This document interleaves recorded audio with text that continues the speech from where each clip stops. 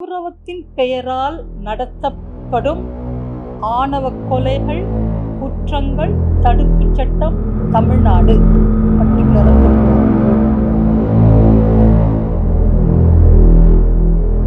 வலியுறுத்தி தமிழ்நாடு தலித் பெண்கள் கூட்டமைப்பு சார்பாக இன்றைக்கு மாநாடு நடைபெற்றது. அந்த மாநாட்டில் தமிழ்நாட்டில் மாநில அரசு, தமிழ்நாடு அரசு, மாண்புமிகு முதல்வர் தளபதி ஸ்டாலின் அவர்கள் உடனடியாக வருகின்ற சட்டப்பேரவை தொடரிலே இந்த சட்டத்தை இயற்ற வேண்டும் என்று கோரிக்கை வைக்கிறோம். சாதி ஆணவ படுகொலைகளை தடுத்து நிறுத்துவதற்கு தனி சட்டம் இயற்ற வலியுறுத்தி தமிழ்நாடு தலித் பெண்கள் கூட்டமைப்பு சார்பாக இன்றைக்கு மாநாடு நடைபெற்றது. அந்த மாநாட்டில் தமிழ்நாட்டில் மாநில அரசு, தமிழ்நாடு அரசு, மாண்புமிகு முதல்வர் தளபதி ஸ்டாலின் அவர்கள் உடனடியாக வருகின்ற சட்டப்பேரவை தொடரிலே இந்த சட்டத்தை இயற்ற வேண்டும் என்று கோரிக்கை வைக்கின்றோம். இன்றைக்கு தமிழ்நாட்டில் தீவிரமாகிக் கொண்டிருக்கிறது இந்த ஆணவ படுகொலைகள். கடந்த 10-15 நாட்களுக்கு முன்பு கூட பள்ளிக்கரணையில் ஒரு படுகொலை நடந்திருக்கின்றது. தமிழ்நாடு முழுக்க இம்மாதிரியான சாதியவாதிகள், சாதி வெறியர்கள் அந்த சாதி பெருமையின் மூலமாக படுகொலைகள் நடத்துவதற்கு ஊக்கப்படுத்துகிறார்கள். ஆகவே தமிழ்நாடு அரசு சாதி மறுப்பு திருமணங்கள் செய்பவர்களுக்கு ஊக்கத்தொகையாக 50,000 கொடுத்து சாதி மறுப்பு திருமணங்களை ஊக்கப்படுத்துகிறது. சாதி மறுப்பு திருமணங்களை ஊக்கப்படுத்துவதற்கு முன்பாக இந்த படுகொலைகளை தடுத்து நிறுத்துவதற்கு தனிச்சட்டம் இயற்றினால் இன்னும் கூடுதலாக இந்த சாதி மறுப்பு திருமணங்கள் நடைபெறும். சாதி மறுப்பு திருமணங்கள் நடைபெற்றால் சாதி ஒழிப்பு தமிழ்நாட்டிலே புரட்சியாளர் அம்பேத்கர், தந்தை பெரியார் அவர்களுடைய கனவு நிறைவேறும். ஆகவே அந்த கனவை நிறைவேற்றுவதற்கு மாண்புமிகு முதல்வர் அவர்கள் தனி சட்டம் இயற்ற வேண்டும் என்று கோரிக்கை வைக்கின்றோம்.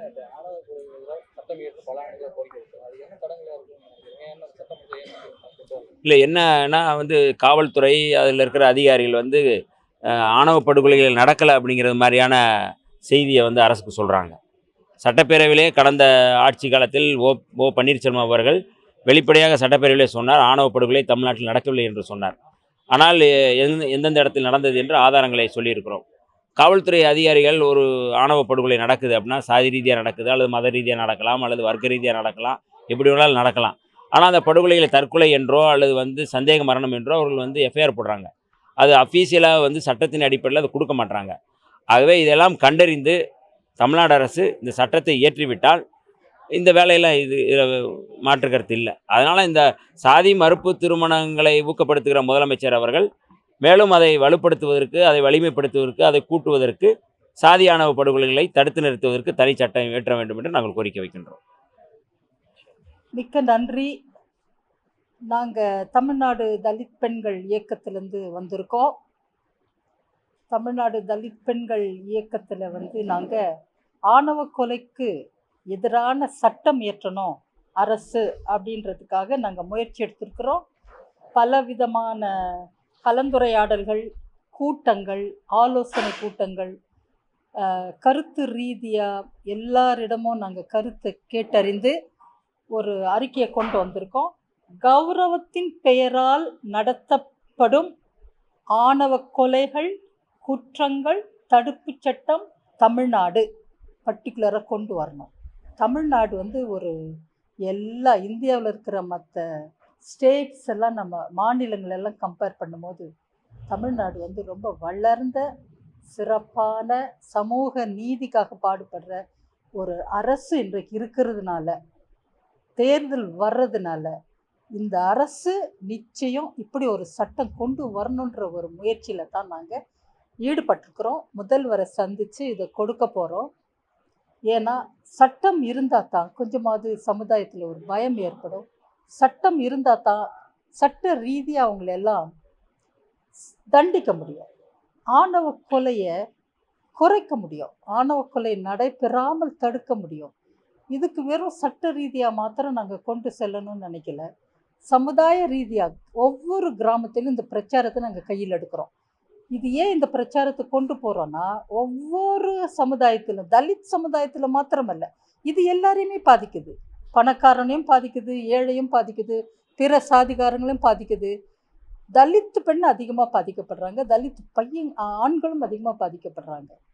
இதை நம்ம தலைவர் எழுச்சி தமிழர் தொல் திருமா அவங்க எல்லா இடத்துலையும் மென்ஷன் பண்ணியிருக்காங்க. 4-5 இடத்துல, நாடாளுமன்றத்தில் மாத்திரமல்ல, கூட்டத்தில், தீர்மானத்தில், ஏர்போர்ட்டில் அவரை வந்து இன்டர்வியூ பண்ணும்போதும் இதை மென்ஷன் பண்ணியிருக்கார். ஆணவ கொலை ஏன்னா பள்ளிக்கரணை மனசில் வச்சு ரொம்ப அதிர்ச்சியாக இருக்குது இன்றைக்கு. ஏன்னா இந்த காலத்தில் எவ்வளோ பிரச்சாரங்கள், எவ்வளோ போராட்டங்கள், உண்மை அறியும் குழுக்கள் எல்லாம் போய் நாங்கள் போராடி எவ்வளோ கேஸை நாங்கள் வெளிப்படுத்தியிருக்கிறோம், அரசுக்கு கொண்டு போயிருக்கிறோம், கோர்ட்டுக்கு போயிருக்கிறோம், பப்ளிக் மீட்டிங்கில் பேசியிருக்கிறோம். ஆனாலும் ஆணவ கொலைகள் தொடர்கின்றன. பெண்கள் விரும்புகிறவங்களை திருமணம் செய்து கொள்ளக்கூடிய ஒரு சூழ்நிலை இன்னைக்கு இல்லை. நாங்கள் பெண்களை ஆதரிக்கிறோம். பெண்கள் விரும்பக்கூடிய அளவுக்கு அவங்க வாழ்க்கையை அவங்க அமைச்சிக்கிடணும். அவங்களுக்கு நல்ல சொத்துரிமை இருக்கணும். குடும்பத்தில், சமுதாயத்தில் இருக்கிற வன்முறைகள் குறைக்கப்படணும். வன்முறைகள் அதிகரிக்குது. இந்த NCRB ரிப்போர்ட்டில் 2022 சொல்கிறாங்க, 10 தலித் பெண்களும் தலித் குழந்தைகளும் ஒரு நாளைக்கு சிங்கிள் டேல ரேப் பண்ணப்பட்டு கொலை செய்யப்படுறாங்க இந்தியா முழுக்க. இது குறையணும், வன்முறை குறையணும். தலித் பெண்களுக்கு நல்ல ஸ்கில் கிடைக்கணும், கெப்பாசிட்டி டெவலப் பண்ணி விடணும், அவங்கள தலைவர்களாக்கணும். ஆணவ கொலையை எதிர்க்கணும். அவங்க சின்ன பொண்ணுங்க, இந்த பள்ளிக்கரணை பொண்ணு பேசும்போது ரொம்ப வேதனையாக இருக்குது. 4 மாதம் தான் ஆயிருக்கு கல்யாணம் ஆகி. அந்த பிள்ளைக்கு என்ன மாதிரியான ஒரு வாழ்க்கை? புருஷன் போயிட்டு அவ்வளோதான்ற ஒரு நிலைமை இருக்கக்கூடாது பெண்ணுக்கு. அது ஆணவ கொலையால் உருவாகுது. இதை நாங்கள் கட்டாயம் எதிர்க்கிறோம். ஆணவ கொலைகள் குறைக்கப்படணும். காதல் திருமணங்கள் அதிகரிக்கணும். பிற சாதி பையங்க வேறு பெண்ணை, நம்ம தலித்து பையனுங்க பிற பெண்ணை கூட்டிகிட்டு வந்தா பிற சாதியிலேருந்து எங்கள் ஆஃபீஸ்க்கு பின்னால் போய் இருக்க சொல்லுவோம். அவங்க பேரண்ட்ஸ் எல்லாம் நேராக எங்கள் ஆஃபீஸ் தான் வருவாங்க. உடனே அவங்களுக்கு பைசா கொடுத்து பாம்பேக்கு அனுப்பிடுவோம். நீ போய் நல்ல சந்தோஷமாக வேலை தேடி ஏதாவது ஒரு மாநிலத்துக்கு அனுப்பி விட்டுருவோம். இங்கேருந்தா கொன்று போட்டுடுறாங்க. ஆகவே இதை நம்ம தடுத்து அந்த பிள்ளைங்க திரும்பி வந்த பிறகு அவங்களுக்கு திருமணம் பண்ணி வச்சு வாழ வைக்கிறோம். இன்றளவு குழந்தை குட்டிகளோடு வாழ்ந்துட்டுருக்காங்க. இதை சமுதாயத்தில் எல்லாருமே செய்யணும். இது ஒரு முக்கியமான கடமை, ஒரு வாழ்க்கை, அது ஒரு உரிமை. அந்த பெண்ணுடைய உரிமை, அந்த பையனுடைய உரிமை. அவங்க யாரை விரும்புகிறாங்களோ அவங்க திருமணம் செய்துக்கிறது நல்லது.